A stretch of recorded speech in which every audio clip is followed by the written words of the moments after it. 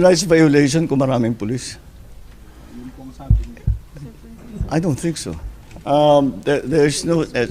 anyway, the reason we did this was so that we could maintain the peace. The only way to maintain the peace is to make sure that the area is safe and is secure. And considering this is a 30-hectare compound, kailangan mo talaga ng maraming tao. Hindi mo pwedeng gawin ito na isang dosenang pulis. Para hindi na bale yung mga lumalaban o yung mga nagre-resist, nanghaharang, hindi na bale muna yun.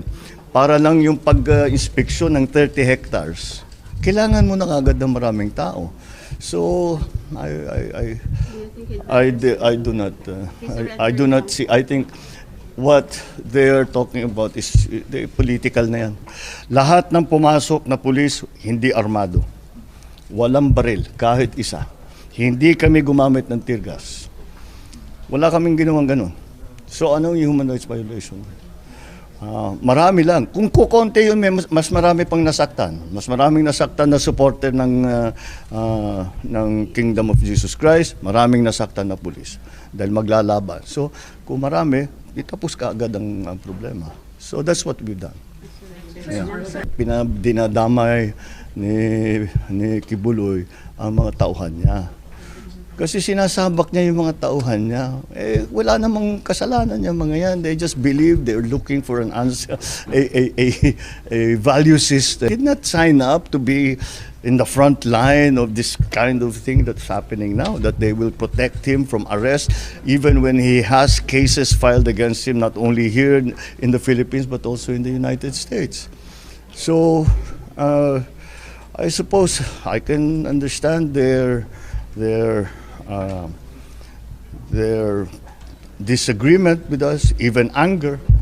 But all that the police are doing is enforcing the warrant of arrest against Apollo Quiboloy. DOJ, I was just with the secretary earlier today, is almost finished with a very thorough investigation, and we will identify all of those who have, all of those who are involved in this, and we will act very quickly.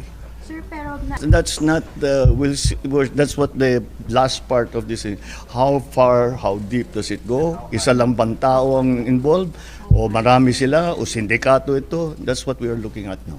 Thank you, sir. Courage and passion in championing freedom of speech and expression in our communities echo the aspirations of our people.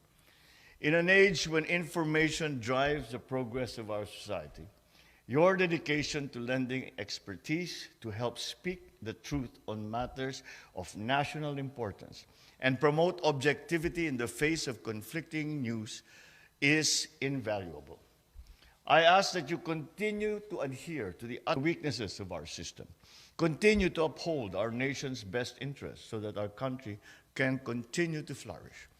I trust that you will also make the most of your platforms by amplifying the voices of the marginalized so that they too can take part in the building of our nation.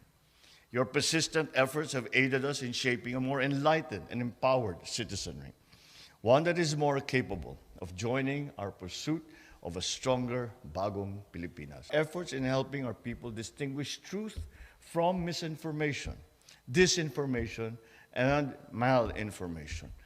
A most important issue as we are facing all kinds of and harder for the ordinary citizen who does not follow necessarily closely the events that are being reported upon, and therefore it's difficult for them to discern what is fake news, what is real news, what is propaganda, what is pure objective information. Whereas before, journalists, especially, let's start with print journalists. Print journalists, a third, as many as possible, before printing any information, anything in print. On television and when Trimedia came into play, that's the same thing. Because if a radio commentator or a television commentator says something that is patently false, they will be taken to task for it. And people can check and people can verify. Hindi nagsasalita yan kung hindi pinag-research na mabuti, kung hindi pinag-isipan, kung hindi nakakaunawa na mabuti dun sa issue na kanyang pinag-uusapan. Ngayon, kahit sino, pwedeng mag-post ng kahit na ano, under an assumed name. It is for an ordinary person who is too busy with their own lives, trying to make a living, trying to feed their families. They do not have time to go back and look at the documents and research and say, this guy is true information, false and fake information. And that is, we are battling with this at all times. However, and I remember an interview with a New York Times reporter who was working in the Middle East. And he was asked, he said, what is the relevance of newspapers now? Nobody reads newspapers. They go to the internet. Even if they read your newspapers, it's on a computer. But there have many other sources now.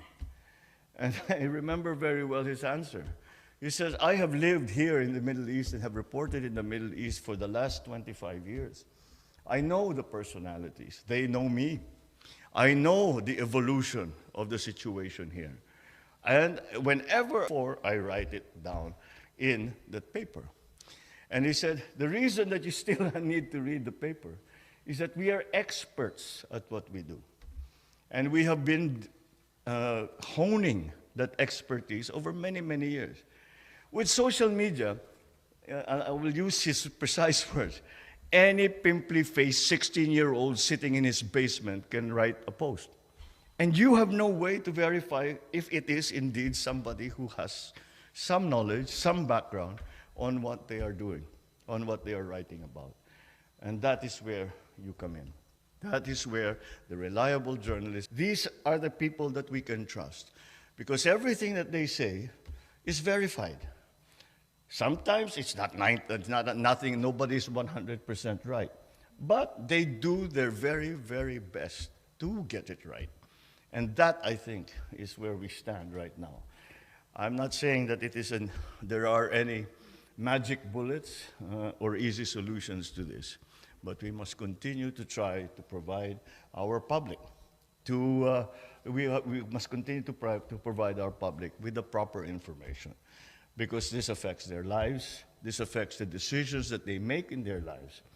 And we have seen how people were saying, I remember reading this, that, what you should be doing is doing this, that, and the other thing. And then you would look, who is writing this? I would always look, who is this person writing this? What are their qualifications to write this? And you would get pathologists. The pathologists don't have to worry about infectious diseases. If they make a mistake, it doesn't matter. The patients are already dead. You have these commentators who have no medical training. Well, all of this kind of thing. And that is where that has evolved. It has become even worse since COVID.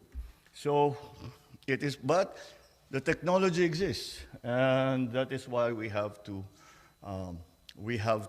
be very careful and to be very clear and profound analysis, not just some off the cuff,